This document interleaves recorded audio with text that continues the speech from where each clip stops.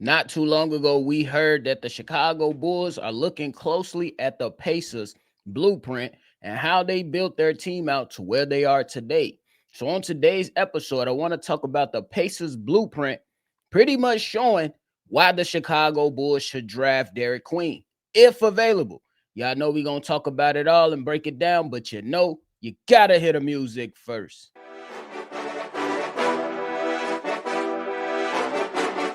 Cognac gang.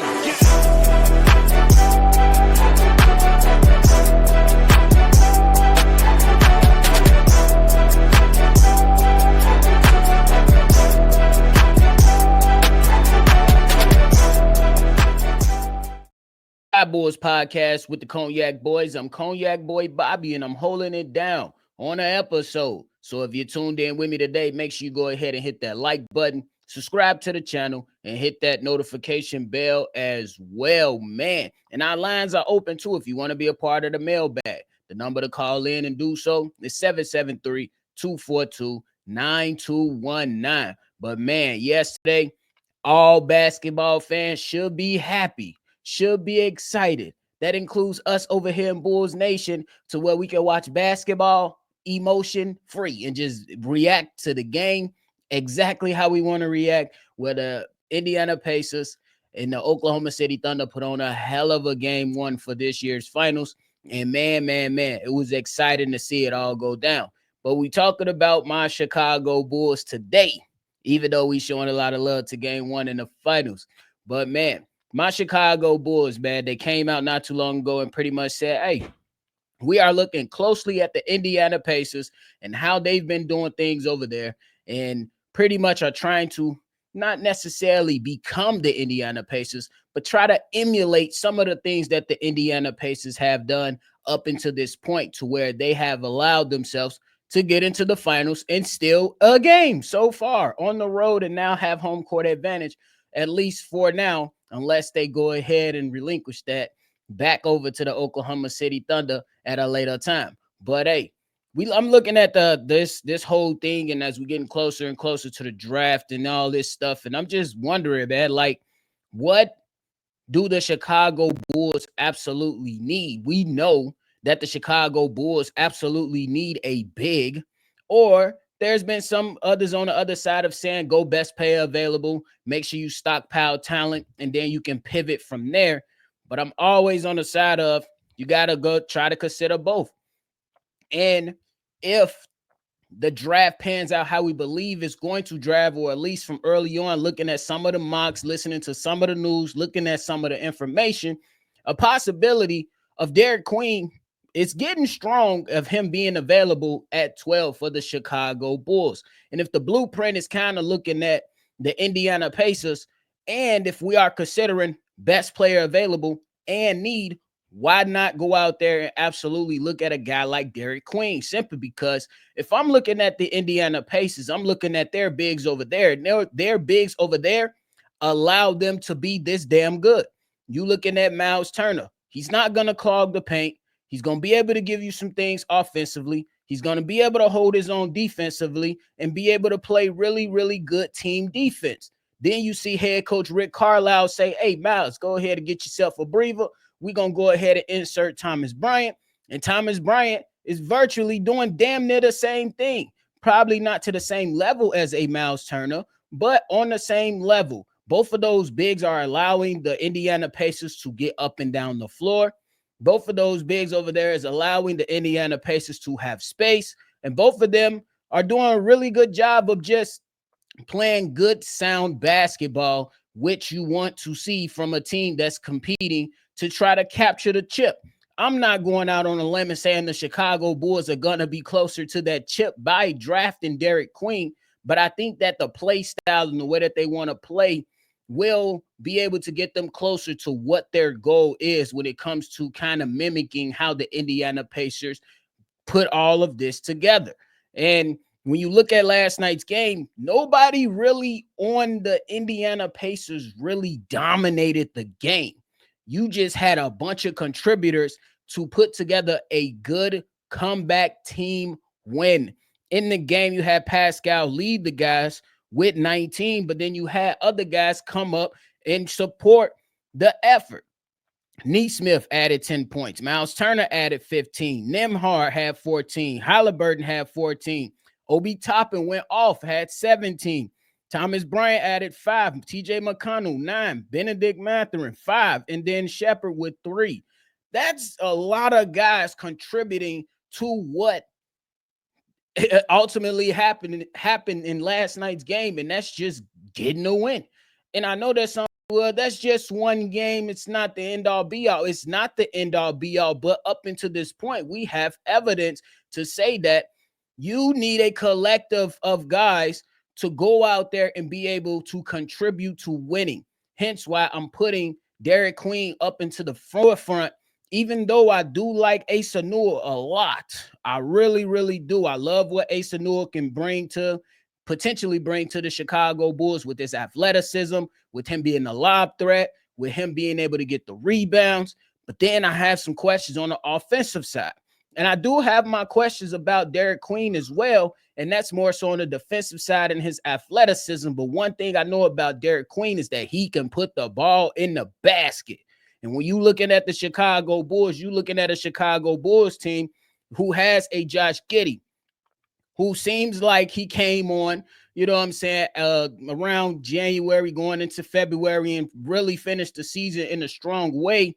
But I don't necessarily believe that Josh Giddey has to be a 25 point per game scorer to be effective. I think what Josh Giddey should be going out and doing is actually, contributing to what I believe his strengths are. And that's making sure he controls the pace. You need to see that a lot more. Making sure that he's sound on defense, not great, but sound on defense, and using what a lot of people consider his superpower, and that's his passing ability. We need to see him go out there and utilize his passing ability to create for others, and then when necessary, be able to take those 3-point shots, be able to get downhill and make shots at the basket, be able to utilize that floater that I want to see a little bit more of, and then be able to kick out to your teammates and let those guys cook. I seen couple sequences in last night's game and looked at Tyrese Halliburton just get out the way and let his teammates go ahead and just kind of facilitate,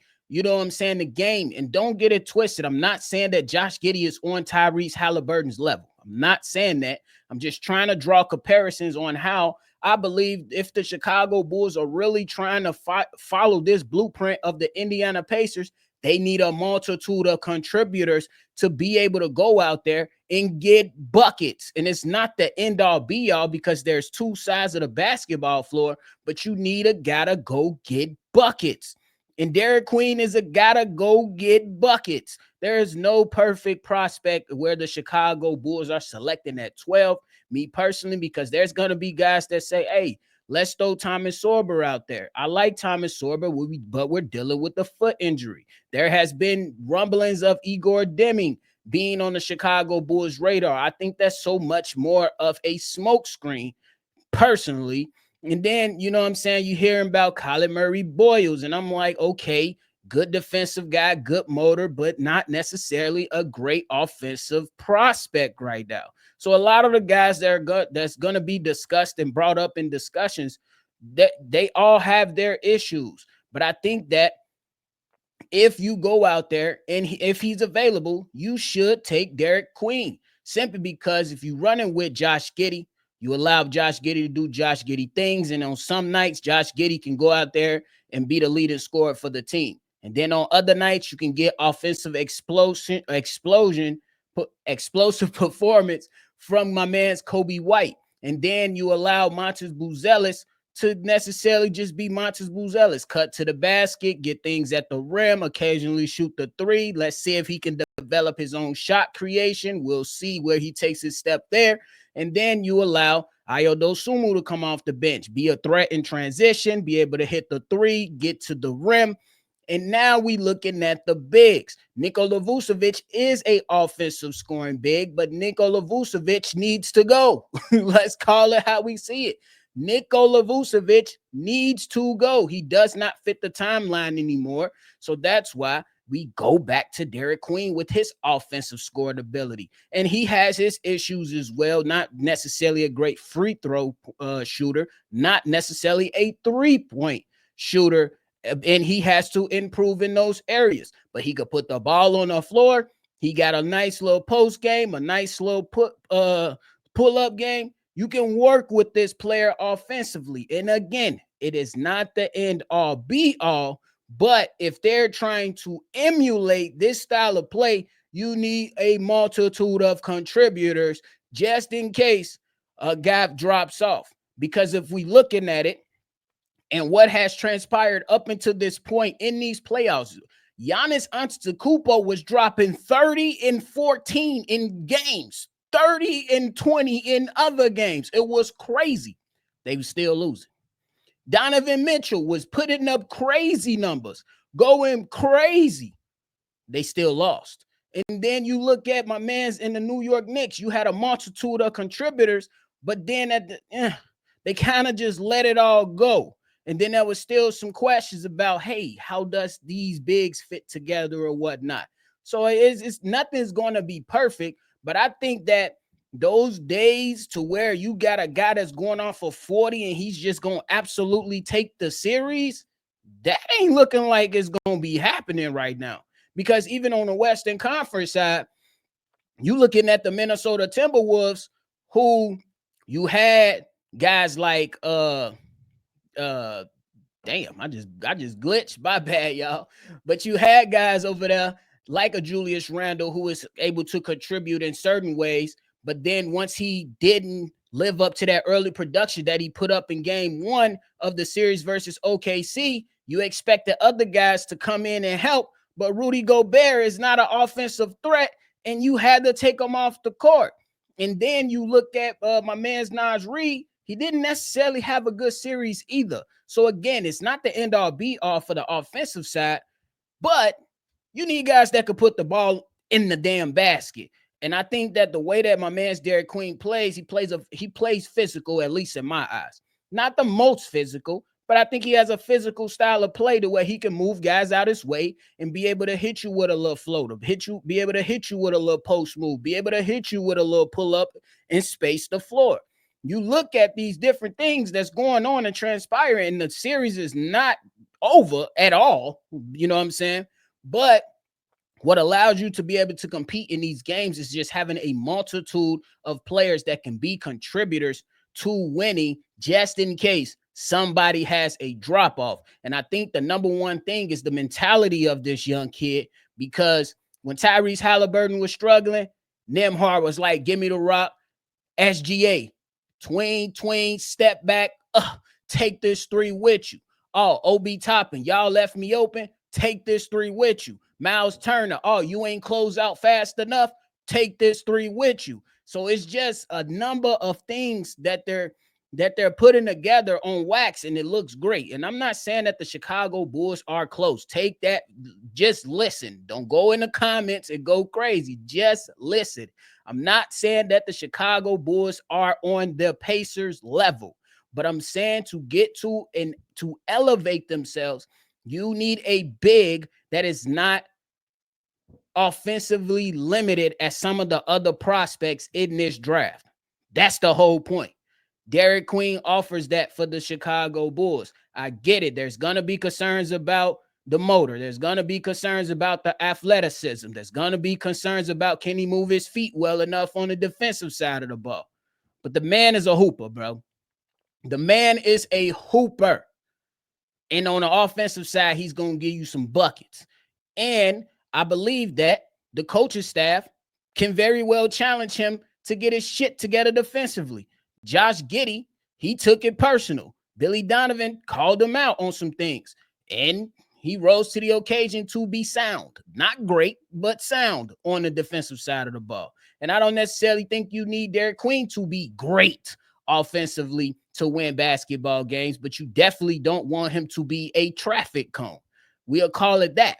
But I think that the way if you watch it right now and the way that them bigs over there in Indiana has opened the floor up for guys to get downhill, for the ball to move, And I think that will be another aspect that they will have to add if you're the Chicago Bulls, a little bit more player movement. You can't have Patrick Williams sitting in the damn corner. You can't have Montes Buzella sitting in the corner. You got to move guys around. And then guys who are capable have to get downhill to either create for themselves and play with some physicality or kick it out and make smart basketball decisions to swing that thing. And if you swing that thing and if it's open, you be able to knock down the damn shot. That's how I'm looking at it. But hey, I think the blueprint is right there for them to take it because, bro, it's just like if even in the Cleveland Cavaliers situation, you running a too big lineup, right? And you looking at Evan Mobley, who got a nice game. And I think he's solid. I think he can be much better, though. I think he's still on the up and up. I think he could be much better than what he's shown, especially in these playoffs. But you look at his running mate in Jared Allen, it's only lobs and tip dunks and putbacks. I think you want more out of your big in today's game than that. That's the only point. And like I said, it's prospects out there that I really, really like when it comes to their motor, when it comes to their athleticism, when it comes to the defense, how well they can shot block. But I don't think that's the end all be all right now, simply because at certain points throughout this entire playoffs, you've seen the Oklahoma City Thunder have to take Isaiah Hartenstein out the fucking game because he's not a threat offensively, because he can't space the floor like some of those other guys. Is he still a hell of a player? Yes, he is. But I think that what can help determine a lot of these outcomes to the games is, can your big be effective while he's out there, not only defensively, but offensively? Because if you only effective on one side of the basketball court, you see that changes will be made in a team that is more equipped with their bigs to be effective on offense and defense. You get better results. So I hope that all makes sense. I know it's going to be some people that disagree, but let me know why you disagree. If you are somebody who agrees, let me know why you agree. It's okay.